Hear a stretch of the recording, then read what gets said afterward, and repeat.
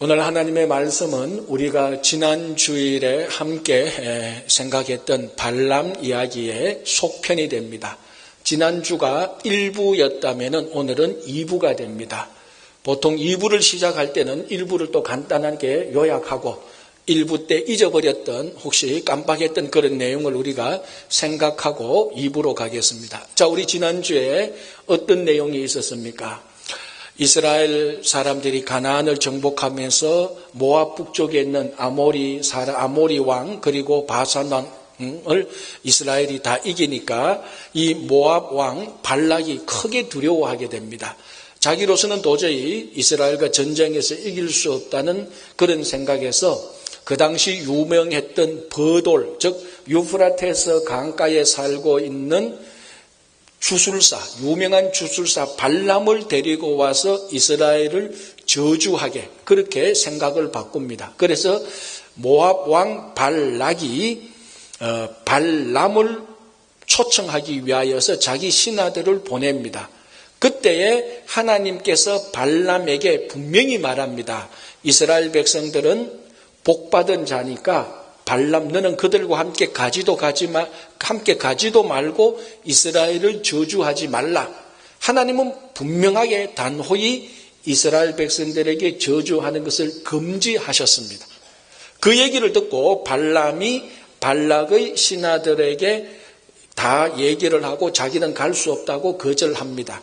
자, 발락이 신하들에게 그 얘기를 듣고 2차로 신하들을 보냈는데 이번에는 더 높은 고관 대작들을 보내고 조건을 완전히 다르게 하는데 그 조건을 한마디로 말하자면은 발람이 이스라엘을 저주해 주면은 발람이 요구하는 대로 무조건 무엇이든지 다 해주겠다. 다시 말하면 거의 백지수표와 같은 조건을 제시합니다.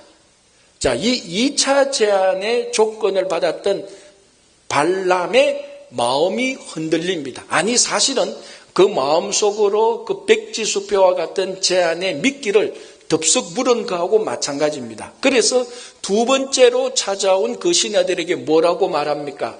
오늘 하룻밤 머물러 보라. 혹시 하나님께서 내게 더할 말씀이 있는지 한번 알아보자. 요까지가 1부였습니다. 자, 이제 오늘은 여기서부터 이날 밤에 하나님께서 발람에게 하는 말씀으로부터 이제 2부가 시작됩니다. 자, 오늘 2부는 민수기 22장 20절, 21절로 시작되는데 제가 다시 한번 읽어드리겠습니다. 20절 이렇게 되어 있습니다. 밤에 하나님이 발람에게 임하여 이르시되, 자, 이제 이 말씀을 잘 들으시기 바랍니다. 하나님께서 이렇게 말씀하십니다. 그 사람들이 너를 부르러 왔거든 일어나 함께 가라. 그러나 내가 너에게 이르는 말만 준행할지니라. 발람이 아침에 일어나서 자기 나귀의 안장을 지우고. 자, 우리가 발람 이야기를 전체로 보면은 굉장히 사실은 혼란스럽습니다. 왜 혼란스러운가 하면은 하나님의 처신 때문에 혼란스럽습니다. 사실은. 자, 제가 한번 정리를 해볼게요. 민수기 22장, 23장, 24장을 우리가 알고 있는 대로 한번 정리를 하면 이렇게 됩니다. 발락의 신하들이 발람에게 와서 이스라엘을 저주해달라고 말했을 때 하나님은 발람에게 단호히 가면 안 된다라고 금지를 했습니다. 자, 2차 때 옵니다. 2차 때 방금 했던 말씀이지만은 발람이 하나님의 말씀을 들으려고 하는데 했던 말씀이 오늘 민수기 22장 20절인데 오늘 민수기 22장 20절을 보니까 1차 때 하나님이 했던 말하고 내용이 상당히 많이 바뀌게 됩니다. 그들이 너희들을 부르러 왔거든 너는 일어나 그들과 함께 가라. 가서 말하되 내가 너에게 하는 말만 하라. 가라는 말입니까? 가지 말라는 말입니까?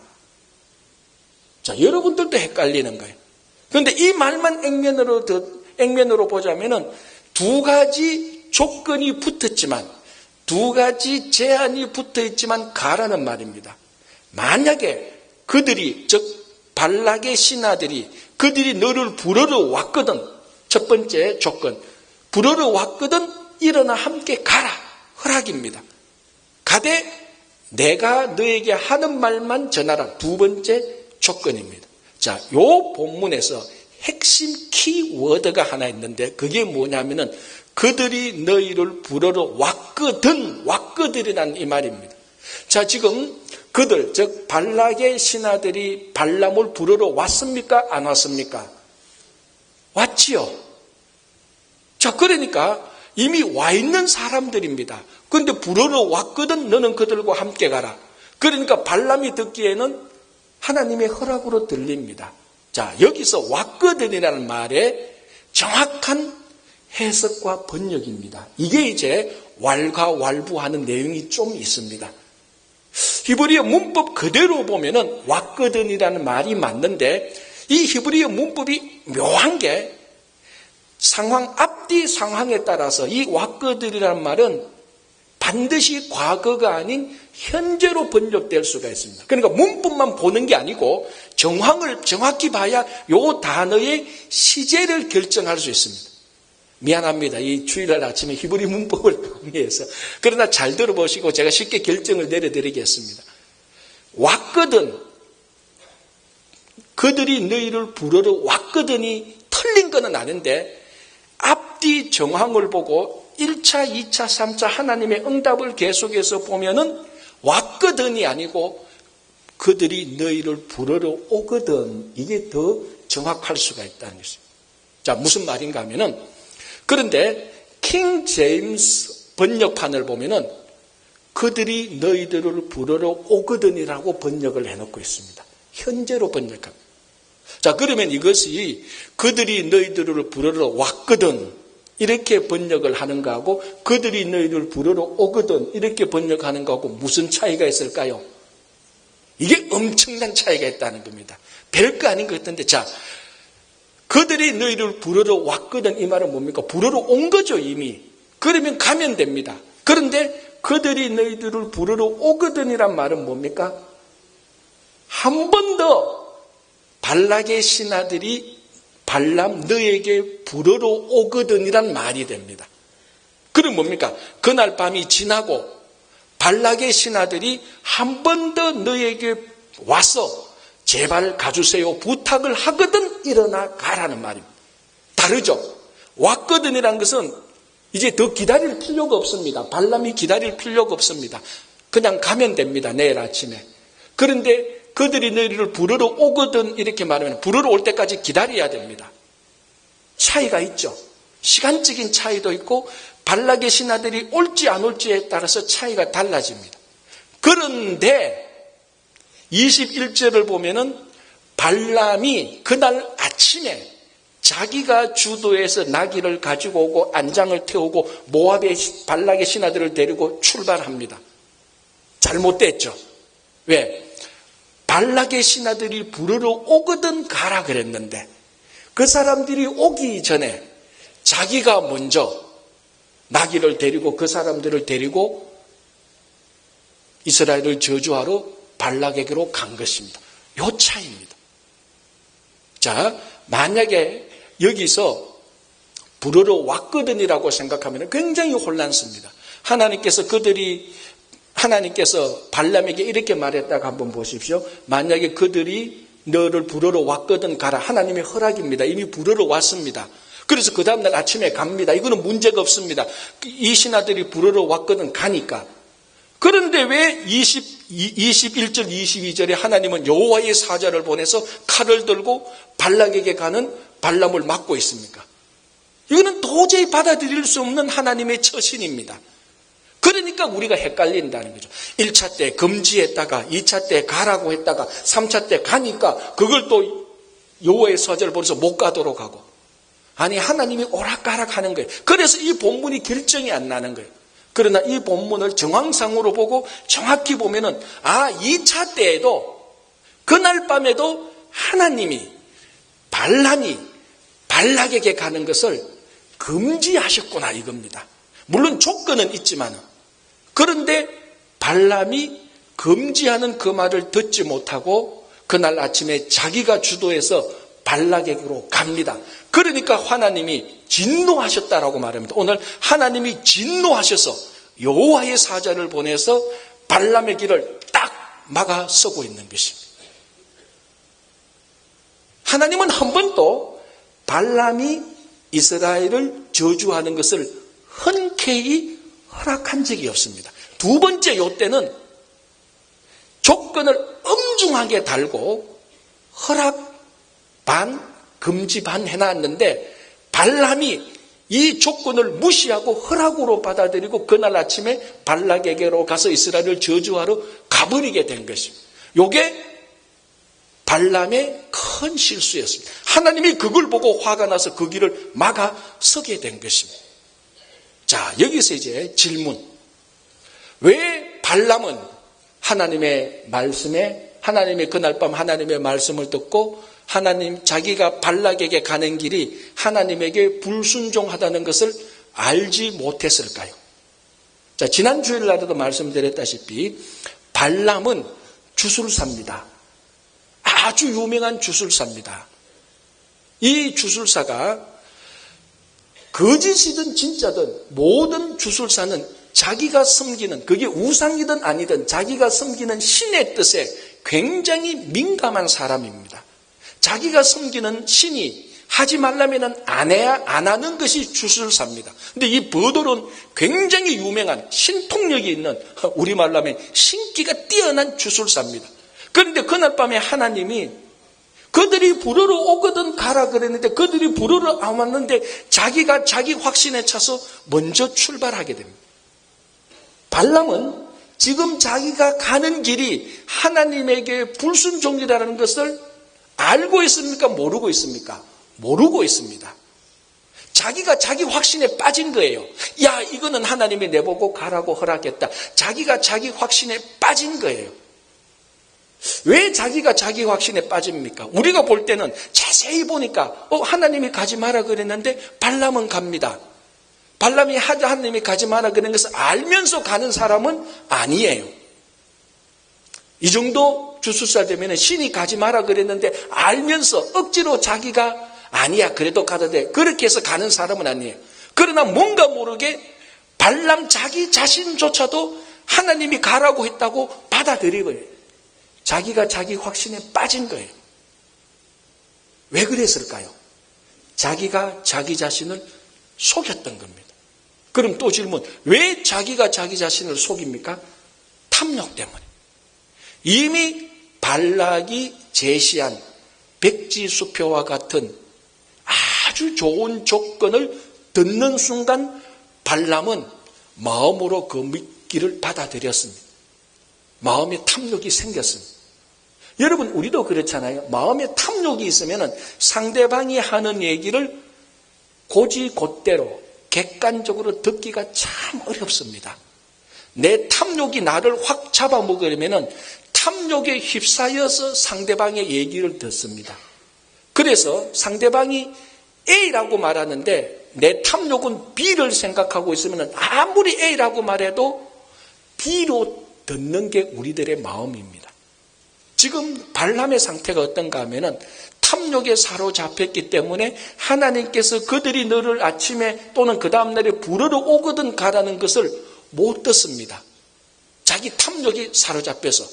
그래서 하나님이 가라고 하는구나. 자기가 자기 자신을 그렇게 받아들이고 확신에 빠지게 됩니다. 그래서 자기 확신에 빠진 사람은 자기가 가는 길이, 자기가 하는 말이, 자기가 하는 행동이 하나님의 뜻하고 같다고 생각합니다. 그래서 자기가 하는 말, 자기 하는 행동, 자기 삶이 하나님의 뜻이라고 확신하고 그 길을 가열차게 몰고 가는 것입니다. 그게 오늘 발람의 큰 실수였습니다. 발람은 자기 확신에 차서 하나님의 뜻이라고 생각했는데 우리가 알고 보니까 그 확신은 자기 속임에서 시작되었고 자기 속임은 발람의 탐욕으로 시작된 것입니다. 정리하면 이렇게 됩니다. 탐욕은 속임을 낳고 탐욕은 자기 속임을 낳고 자기 속임은 자기 확신을 낳고 자기 확신은 하나님에게 불순종하게 되는 것입니다. 그게 탐욕입니다. 어느 마을에 빵장수가 있었습니다. 이 빵장수는 같은 마을에 살고 있는 가난한 농부가 자기한테 공급하는 버터를 받아서 빵을 만들게 됩니다. 그리고 이 빵을 만들어서 다시 이 빵장수는 그 버터 공급자에게 빵을 또 팔고 합니다. 그런데 어느 날부터 보니까 이 버터 공급자가 자기한테 공급하는 버터의 양이 원래 약속했던 양보다 자꾸 줄게 됩니다. 원래는 1파운드의 버터를 공급하도록 되어 있는데 어느 날부터 보니까 빵장수가 버터를 무게에 그 저울에 달아보니까 1파운드가 안 되는 거예요. 아, 실수했겠지라고 생각을 하는데 그 다음 날 또 1파운드가 안 되는 거예요. 그 다음 날 또 1파운드가 안 되는 거예요. 그래서 빵장수가 기록을 다 해놨습니다. 기록을 다 했다가 계속 지속되니까 빵장수가 그 기록한 걸 가지고 법정에 가서 고소를 했습니다. 이 버터 공급자가 내게 1파운드의 버터를 공급하도록 되어 있는데 이 기록을 보면은 언제부턴가 계속해서 1파운드의 버터를 공급하지 않습니다. 이 버터 공급자가 나를 속였습니다라고 법정에 고소를 했습니다. 법정에서는 고소를 받아들여서 그 사실을 다 조사를 해봤는데 결국 누가 징계를 받았을까요? 버터 공급자가 징계를 받았으면 이런 얘기를 안 하죠. 빵장수가 징계를 받았습니다. 왜 그럴까요? 알고 보니까 법정에서 조사를 해보니까 이 버터 공급자에게 갔습니다. 당신이 1파운드의 버터를 공급하기로 했는데 왜 빵장수한테 1파운드 공급을 안 하느냐 이렇게 물으니까 버터 공급자가 이렇게 말합니다. 나는 가난해서 집에 무게를 달 수 있는 저울이 없습니다.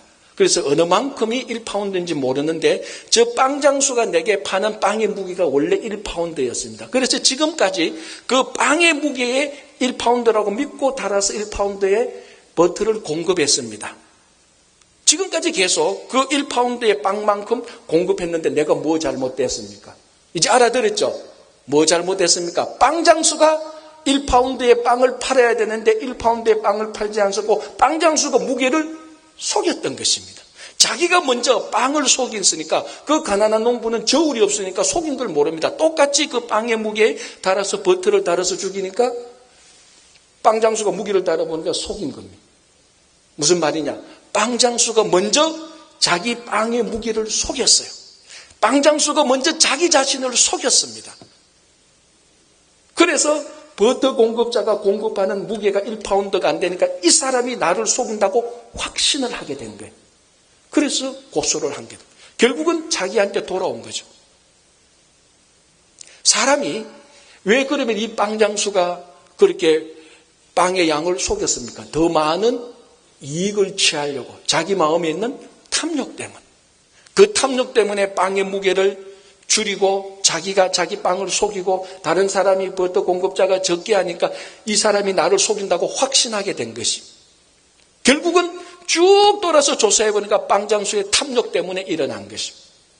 오늘 발람이 그렇습니다. 왜 하나님께서 여호와의 사자를 보내서 발람이 가는 길을 막게 합니까? 발람이 탐욕으로 자기 자신을 속이고 자기가 하는 일이 하나님의 뜻이라고 확신했기 때문에 그게 불순종인지도 모르고 끝까지 그 길을 가니까 하나님께서 보실 때는 사악한 길을 가니까 막아서게 된 것입니다. 여러분, 이게 발람의 이야기지만은 이게 발람의 탐욕이지만 이게 발람의 불순종이지만 오늘 이 자리 가운데 저를 중심으로 저를 비롯해 어느 누구도 나에게는 탐욕이 없어요. 나는 나 자신을 속이지 않아요. 나는 하나님의 뜻에만 순종해 내 확신이 없어요 라고 말할 수 있는 사람이 누가 있겠습니까? 탐욕의 정도는 다르지만 그리고 어디에 탐욕하는 종류는 다르지만 우리 모두 다 욕심 속에 빠져 있는 사람입니다. 물질을 사랑하는 것, 권력을 사랑하는 것, 사람들한테 인기를 얻고 싶은 것, 인정받고 싶은 것, 권력을 쥐고 싶은 것, 성공했다고 사람들한테 존경받고 싶은 것, 여러 종류의 욕심이 우리들한테 다 있습니다. 정도 차이는 있지만 바로 이런 욕심이 우리가 우리 자신을 속이게 되고 그래서 우리는 확신합니다. 내가 나를 속임으로 내가 말하는 것이 하나님의 말씀이고 내가 하는 행동이 하나님의 뜻에 일치하다고 우리가 우리 자신을 속이고 확신하게 되는 거예요. 그래서 결국 보면 엄청난 불순종의 길을 가게 되는 것입니다. 이 탐욕은 결국 자기 만족과 감사와 겸손이 없기 때문에 생기는 것입니다.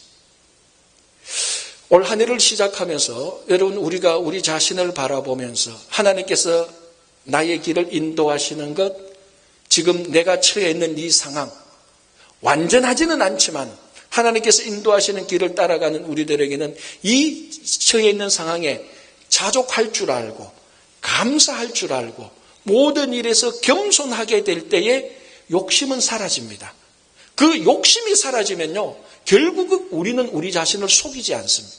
탐욕은 반드시 나도 모르는 사이에 나를 속이게 되어서 하나님께 불순종하게 되는 것입니다. 그래서 올 한 해 동안 우리 모두가 정말 감사하며 만족하며 겸손하게 살아서 속임당하지 않는, 그래서 하나님께 순종하는 여러분 모두가 되기를 바랍니다. 자, 이렇게 당당하게 길을 걸어갑니다. 하나님께서 진노하셨습니다. 여호와의 사자를 보냅니다. 그런데 이 주인을 태우고 가는 나귀, 발람이라는 주인을 태우고 가는 나귀가 보니까 앞에 여호와의 사자가 칼을 들고 막고 있는 것입니다. 정면으로 가다가 부닥쳤으면 죽게 되니까 이쪽으로 피합니다. 그리고 안 되니까 저쪽으로 피합니다. 또 안 되니까 이쪽으로 피합니다. 3번이나 피하게 됩니다. 왜? 여호와의 사자가 자기 주인을 죽이려고 하니까, 주인을 살리려고 이쪽 저쪽 3번이나 피하는데, 이 탐욕에 젖었던 발람은 채찍질로 나귀를 팹니다. 내가 지금 가야 될 길이 바쁜데 내가 빨리 발락에게 가서 이스라엘을 저주하면 되는데, 하나님께서 허락했는데 이게 하나님의 뜻인데 빨리 가서 저주하면 백지수표를 받는데 왜 이 나귀가 말을 안 듣는 거야? 갈 길이 바쁜데 빨리 가야 되는데 자꾸 이쪽 저쪽 하니까 화가 나니까 채찍질로 칩니다. 2번 채찍질로 치고 안 되니까 내 손에 든 것이 칼이었다면 내가 너를 죽였을 거라. 그래서 지팡이로 또 칩니다. 이 애꿎은 나귀만 실컷 두드려 막는 거예요. 자, 이때 되니까 하나님께서 나귀의 입을 열어서 나귀가 말하게 됩니다. 성경에 2번 짐승이 말하는데, 한 번은 에덴 동산에서 뱀이 말하고, 2번째 바로 이 부분입니다. 나귀가 말합니다. 답답했으면 하나님이 나귀의 입을 열어서 말하게 하겠습니까? 근데 말하는 내용이 뭡니까? 왜 네가 나를 치냐? 이 말입니다. 그러니까 우리말로 하면 풀어서 하면 그렇죠. 너 왜 내 말 안 듣고 내 갈 길 바쁜데 왔다 갔다 하냐? 그래 나귀가 말합니다. 내가 언제 주인님의 말을 거역한 적이 있습니까? 이렇게 말하니까 주인이 가만히 생각하니까, 발람이 생각하니까 그런 적이 없거든요. 그래 그런 적이 없었지? 라고 말하는 동시에 하나님께서 이번에는 발람의 눈을 열어줍니다. 발람이 자기 눈이 밝아지니까 그 앞에 누구를 봅니까? 칼을 들고 있는 여호와의 사자를 보게 됩니다. 아차! 내가 가던 길을 계속 갔다가는 이 여호와의 사자의 칼에 내가 죽을 수밖에 없었구나. 그제서야 이 모든 일의 진실을 알게 되는 것입니다. 자, 발람과 나귀 사이에서 얼마나 발람이 분별이 없었는가를 보여줍니다. 하다못해 짐승도 보는 여호와의 사자를 점술사라고 말하는, 신통력 있다고 말하는 이 발람이 그걸 못 보는 분별력 없는 상황을 보여주고, 발람과 여호와의 사자 사이에 발람의 눈이 밝혀지고 보니까 여호와의 사자가 떡 가로막고 자기가 가는 길을 못 가도록 하는, 왜 발람의 나귀가 왔다 갔다 하게 되는 진실을 알게 되는 것입니다. 무슨 말이에요? 어떻게 알게 됩니까? 하나님께서 나귀의 입을 열어주시고 하나님께서 발람의 눈을 밝혀주니까 자기 앞에 있던 이루어졌던 모든 일의 진실을 알게 됩니다. 그제서야 무엇이 진실인지 알게 되는 분별력을 가지게 됩니다. 이걸 우리가 신앙용어로 계시라고 말을 합니다. 하나님께서 나귀의 입을 열어서 말하게 하심으로, 발람의 눈을 열어서 밝혀주심으로 하나님께서 계시해 주니까, 하나님께서 알도록 해주니까, 하나님께서 보도록 해주니까 그제서야 이 분별력 없던 발람이 진실을 알게 됩니다. 하나님께서 알게 해주실 때, 계시하게 해주실 때 무엇이 진실인지, 무엇이 진리인지, 무엇이 인생인지, 무엇이 인생의 가치인지 목적인지 진짜 알게 되는 것입니다. 자기 지식으로, 자기 똑똑함으로, 자기 경험으로, 자기 전통으로 진리와 지식과 인생의 참된 목적을 모르는 것이 사람입니다. 자, 여러분, 저희 교회 요 뒤쪽에 가면은 코로나 에베뉴가 있습니다. 그리고 코로나 에베뉴 만나는데 정션 블러바드가 있죠. 코로나 에베뉴와 정선 블러바드 만나는 사거리가 있습니다. 거기 참 교통이 복잡합니다. 이제 그쪽으로 더 남쪽으로 가면은 노던 블러바드고 서쪽으로 가면 엘머스트고 북쪽으로 가면은 이제 사구호 만나고 이제 이렇게 되는 거죠. 그 사거리에 가스 스테이션이 있었습니다. 여러분 아시는지 모르겠지만 있는데 그 가스 스테이션이 장사가 참 잘 됐어요. 왜? 그 사거리 핵심 요지가 있으니까. 근데 한 3년, 2년 전인가요? 보니까 그 가스 스테이션이 팔렸어요. 가다가 보니까 이거 참 장사 잘 됐는데 왜 팔렸지? 뭐 그럴 수도 있겠지 하고 보니까 어느 날 보니까 팔리는 것이 팔렸는데 그걸 다 부수고 있어요. 왜 부수지? 또 가면서 봤어요. 또 그 다음에 보니까 공사를 하고 있어요. 여기 뭐 건물 세우려고 어떤 다른 업주가 가스 스테이션을 사서 그걸 부수고 다시 건물을 세우는구나. 그래서 제가 보니까 기초 공사를 하고 왔는데 무슨 건물이 설지를 도저히 제가 보니까 판단이 안 서요. 무슨 건물을 세우려고 이렇게 비싼 땅에 좋은 길목에 사서 이렇게 건물을 세우지. 그래서 가다가 옆에 사는 그 길 가는 사람한테 물어봤어요. 영어 안 되는 거 겨우 영어 써가면서 너 여기 뭐 원래 가스 스테이션 있는 거 알았대. 근데 지금 공사인데 무슨 건물을 세우는 거 아냐 물어보니까 그건 자기가 모른대. 알고 싶은 마음이 생기는 거예요. 무슨 건물을 세우기 이렇게 요지에 땅을 사서 건물을 세우는가 물어봐도 몰라요. 내가 아무리 상상해도 몰라요. 그래서 이제 다시 교회에 올라가고 딱 보는데 거기에 큰 판자 같은데 조감도를 붙여놓은 거예요. 조감도를 딱 보니까 이 땅에 요런 건물이 들어서겠구나. 3층짜리 아파트가 보니까 한 10몇 채를 들어서겠구나. 이 아파트 비싸겠는데.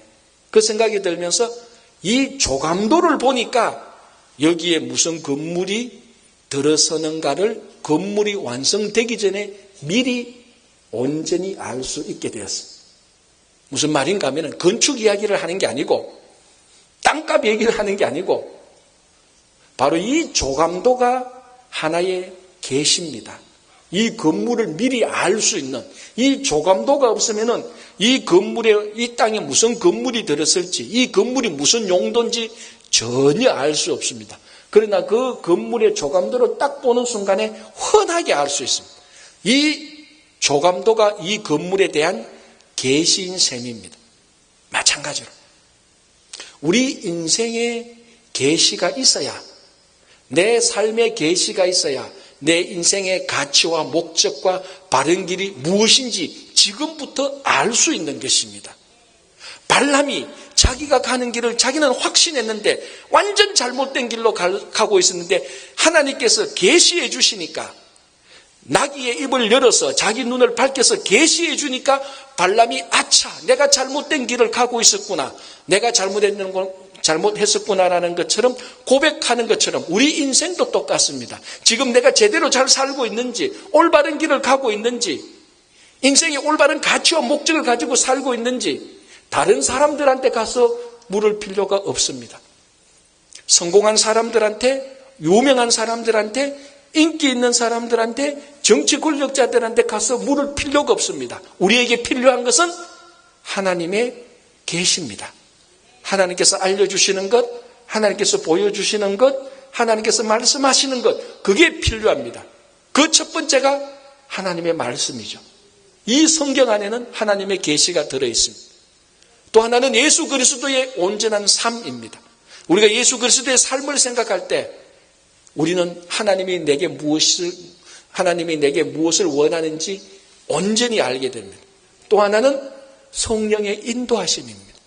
하나님의 말씀과 예수 그리스도의 삶과 성령의 인도하심이 내 삶의 가치와 목적과 방법에 대한 온전한 계시입니다.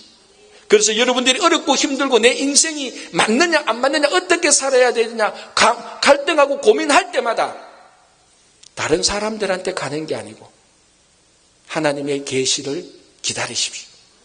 말씀, 예수 그리스도, 성령의 인도하심 따라 살아가면은 여러분들이 어떻게 살아야 될지, 무엇을 해야 될지 환하게, 온전하게 알게 됩니다. 자, 이렇게 가는 길에 여호와의 사자가 칼을 들고 막아서고 있습니다. 오늘 22절에 이렇게 되어 있습니다. 제가 한번 더 볼게요. 그가 감으로 말미암아 하나님이 진노하심으로 여호와의 사자가 그를 막으려고 되어 있는데 원래 히브리어 본문을 보면은 여호와의 사자가 사탄처럼 발람의 길을 막고 있었다라고 말합니다. 그래서 이 여호와의 사자는 사탄의 대적자로 나타납니다. 죄송합니다. 여호와의 이 사자는 발람의 대적자로 나타나고 있습니다. 왜? 발람이 가는 길을 막고 있으니까. 그리고 그 길을 가면은 이 사자는 발람을 죽이려고 하니까. 이 여호와의 사자는 발람의 대적자로 나타나. 그리고 나귀를 보십시오. 얼마나 지금 이 나귀가 발람이 가는 길을 방해합니까? 그래서 발람은 이 나귀 때문에 분노하고 화를 냅니다. 짜증을 냅니다. 지금 발람이 가는 길을 여호와의 사자가 막고 있고 나귀가 방해하고 있습니다. 발람이 너무 힘들어요. 이 여호와의 사자와 이 나귀가 자기를 공격하고 자기 인생을 막고 큰 지금 백지수표를 받으러 가는데 다 방해하고 있습니다. 그런데 하나님께서 계시에서 알려주니까 그걸 보니까 이 여호와의 사자가 자기의 대적자가 아니고 자기의 보호자라는 것을 알게 됩니다. 여호와의 사자가 말합니다. 너가 가는 길은 사악한 길이다. 내가 막지 않으면 너는 죄의 길로 간다. 그래서 여호와의 사자가 죄의 길로 가는 발람을 보호하고 인도자가 됩니다. 나귀는 어떻습니까? 나귀가 3번 피하지 않았더라면 발람을 태운 나귀가 3번 피하지 않고 그대로 발람이 원하는 길로 곧장 갔더라면 여호와의 사자의 칼에 발람은 죽게 되는 것입니다. 가만히 생각하면은 발람이 채찍질하고 지팡이로 때렸던 이 나귀가 자기 생명의 은인이에요. 자기를 분노하게 하고 짜증나게 하고 불평하게 했던 자기 길을 방해했던 나귀와 자기를 대적했던 여호와의 사자가 알고 보니까 자기 생명을 살렸고 자기를 올바른 길로 인도하고 자기를 보호했던 존재들이었습니다. 무슨 말인가? 지금 여러분들의 삶 속에 여러분들을 방해하고 대적하고 여러분들을 분노하는 사람들이나 어떤 사건들이나 어떤 존재들이 있을 것입니다. 그러나 나중에 거울을 보는 것처럼 환하게 보게 될 때 하나님께서 지금이라도 계시를 통해서 여러분들을 보여주게 될 때 그 모든 방해자들과 대적자들과 여러분들을 분노케 하는 것이 여러분 인생을 파괴하는 것이 아니고 이 모든 것들이 오히려 여러분들을 도와주고 인도하고 보호했던 여러분들에게 복된 존재라는 것입니다. 자, 우리 지난 주일에 발람이 이스라엘을 저주하는 것마다 하나님께서 그 모든 저주를 복으로 바꾸어 놓으셨어요. 전형적인 전화위복이었어요. 오늘 또 똑같이 일어납니다. 발람 개인 인생을 볼 때 여호와의 사자는 발람의 대적자가 아니었습니다. 발람을 보호하는 존재였습니다. 나귀는 자기를 분노하게 하고 짜증내게 하고 자기 길을 방해하는 것이 아니고 자기 생명의 은인이었습니다. 이 모든 나귀와 여호와의 사자가 자기에게는 저주가 되고 불평이 되고 원망인 줄 알았는데 알고 보니 이만큼 복된 존재가 없다는 것입니다. 지금 우리 인생에 나를 방해하고 힘들게 하고 불평하게 하고 나를 분노하게 하는 이 모든 것들이 전화위복이 되기를 바랍니다.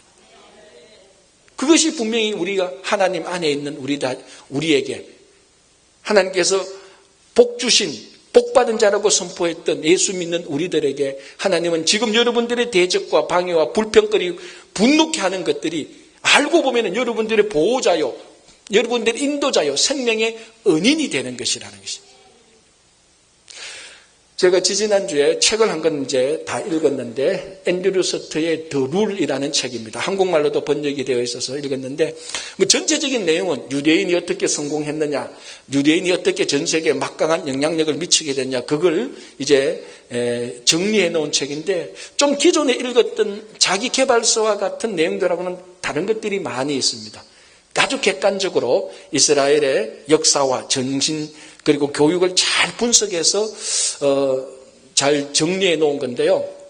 그 중에 하나, 우리 이민자에게 특이하게 다가오는 내용이 있었습니다. 그 내용이 뭔가 하면은 유대인들이 왜 성공을 했느냐.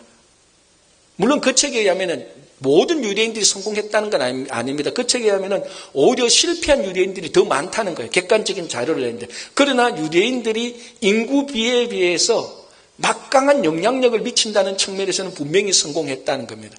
왜 성공했느냐? 이제 그 룰을 쭉 정리해놨는데 그 룰 가운데 하나가 유대인들은 이스라엘 본토 빼고는 언제 어디서나 마이너리티 의식, 소수자 의식을 가지고 있었기 때문이라는 겁니다. 아니 이게 무슨 말이냐? 가만히 읽어보니까 참 중요한 말이 있습니다. 유대인들은 이스라엘 본토 빼고는 2000년이 흘렀어도 자기가 속해 있는 나라와 사회에서 성공했어도 유대인들은 소수자 의식을 가지고 있다고 말합니다. 그래서 지금까지도 생존하고 세계에 막강한 영향을 미치고 있다고 말하는데 왜 그런가 하면은 그 대표적인 경우로 많은 유대인들이 타 문화, 다른 나라, 다른 지역의 문화를 연구하는데 유대인들이 최고라는 겁니다. 왜냐하면 소수자이기 때문에, 그런 의식이기 때문에 어느 나라에 가도 유대인들은 좋은 의미에서 그 나라의 정책, 그 나라 사람들, 그 나라 문화의 눈치를 보게 된다는 겁니다. 왜? 소수자가 적응하고 살아야 되니까. 이 나라는 어떻지? 이 사람들은 무슨 생각을 하지? 이 정책이 우리에게 어떤 영향을 미치지? 늘 소수자니까 그에 대해서 굉장히 민감하게 반응을 하고 연구하고 공부를 하는 것이죠. 이런 것들이 오랜 세월을 지나서 보니까 유대인들은 자기들의 교육과 역사와 문화를 통해서 다른 문화 연구하는데 탁월한 실력을 나타나게 됐다는 겁니다. 예를 들어서 전 세계 최고의 이슬람 연구자가 이슬람 사람이 아니고 유대인입니다. 그게 프린스턴 대학의 버너드 루이스라는 사람인데 여러분들 잘 모르지만은 자타가 공인하는 이슬람 최고의 연구자입니다. 여러분 이슬람 최고의 연구자가 이슬람 사람이 아니에요. 유대인이에요. 참 우습죠. 그리고 이 책이 2004년도에 나오는데 이 책을 기록할 당시에 일본인들이 말하는 겁니다. 일본인들이 일본에 관해서 가장 연구를 잘하고 일본인들이 말하기를 현재 활동하고 있는 연구 가운데 가장 일본 문화를 잘 연구하는 사람은 하버드 대학을 갓 은퇴했던 에즈겔 보겔이라는 유태인이라고 말합니다. 일본인들이 말하는 겁니다. 중국도 마찬가지입니다. 이탈리아도 마찬가지입니다. 조사를 하고 통계를 보면은 유대인이야말로 가장 다른 나라의 타 문화에 연구를 많이 하고 가장 우수한 인력을 가지고 있고 적응을 잘한다는 겁니다. 왜 그런 줄 아십니까? 소수자니까. 거기에 적응하고 생존하고 살아야 되니까. 그 소수자 의식이 세월이 한참 지나고 나니까 막강한 장점으로 되어서 모든 문화를 연구하는 데는 유대인들에게 물어보라고 말합니다. 그러면서 한 가지 재밌는 걸 말하는 길은 지금 전 세계에 펼쳐 있는 이민자들 가운데 중국인들을 보라는 겁니다. 중국인들 화교는 통계적으로 내면은 이스라엘이 흩어져 있는 디아스포라 인구보다 2배, 3배나 더 많습니다. 그럼에도 불구하고 중국 사람들은 타문화 연구를 안 한다는 겁니다. 왜? 중국 사람들은 주류의식이 있기 때문에. 자기들은 어디 가도 중화민국, 자기들은 어디 가도 세계의 최고라는 생각을 하기 때문에 다른 사람을 배척하려고 하고 자기가 잘 되려고 하지 우리 소수자처럼 눈치를 보고 어떻게 연구하고 적응할까 그런 생각을 안 하다 보니까 타문화를 연구 안 합니다. 자, 제가 그 책을 읽으면서 무슨 생각이 들었는가 하면 이 소수자, 이민자들이 지금 어렵고 힘든 상황들이 이게 이렇게 큰 유익으로 바뀔 수 있구나라는 것을 깨달았어요. 여러분, 소수자 의식을 가지는 게 얼마나 불편합니까? 얼마나 힘듭니까? 어디 가서 눈치 봐야 되고 말도 제대로 못하고 참 부정적으로 비굴하게 사는 모습들이 굉장히 많습니다. 그러나 이것을 부정적으로 보는 것이 아니고 긍정적으로 보았을 때 이 소수자 의식 때문에 유대인들은 전 세계에서 가장 막강한 파워를 말하고 인원은 적지만은 영향력이 크고 성공한 사람들이 많이 나타난다는 거죠. 지금 제가 성공학 강의를 하는 것이 아니고 이 소수자 의식이 불편하고 힘든 것이 전화위복이 된다는 것이죠. 여러분, 우리 이민자들 얼마나 불편합니까? 그래서 가끔 이런 생각합니다. 한국에서 살았더라면 내가 이런 걱정 안 할 걸. 한국에서 살았더라면 내가 이런 기도 간절히 안 할 건데 미국에서 이민자로 소수자로 사니까 이 기도 제목을 두고 간절히 기도하거나 그때는 어떨 때는 불평도 생겼고 원망도 생겼습니다. 그러나 이제 세월이 지나니까 바로 그 소수자 이민자로 살았기 때문에 성경에 나타난 하나님의 마음을 더 많이 더 깊이 알게 되었습니다. 이건 저의 감정이고 저의 고백입니다. 전화위복이죠. 지금 나를 불편하게 하고 있는 것, 지금 나를 분노하게 하고 있는 것, 지금 나를 공격하게 하고 있는 것, 갈 길이 맞는데 내 갈 길을 막고 있는 어떤 사건들, 어떤 존재들, 어떤 사람들, 이 모든 것들이 계시를 통해서 환하게 알고 되니까 나를 파괴하는 것들이 아니고 나를 인도하고 나를 보호하고 내 생명을 지켜주시란 내 생명을 지켜주고 있는 것이라는 고백입니다. 그게 발람의 이야기입니다. 발람에게는 이중적으로 전화위복이 있습니다. 지난주에 말했던 발람이 저주하면 할수록 이스라엘이 복받았습니다. 이번에 발람 자신에게 자기를 방해했던 모든 것들이 알고 보니까 자기 생명의 은혜이고 자기를 보호하는 방패막이었습니다. 올 한 해를 살아가면서 지금 여러분들의 삶 속에 2017년에 가고 새해가 왔지만 여전히 시련이 있고 아픔이 있습니다. 여전히 나를 괴롭히는 대적자들이 있습니다. 여전히 우리는 미국 생활에 적응하기 어려운 소수자 의식이 있습니다. 이것 때문에 어떨 때는 비굴합니다. 어떨 때는 눈치만 봅니다. 그러나 오늘 이 발람의 이야기를 보면서 하나님은 예수 그리스도를 믿는 복받은 자들에게 이 모든 불편하고 어려운 것들이 전화위복이 되어서 하나님의 자녀로 당당하게 살아가는 여러분들로 인도해 주실 것입니다. 올 한 해 동안에 지금 있는 이 모든 것들이 올 연말에는 전화위복이 되기를 간절히 바랍니다.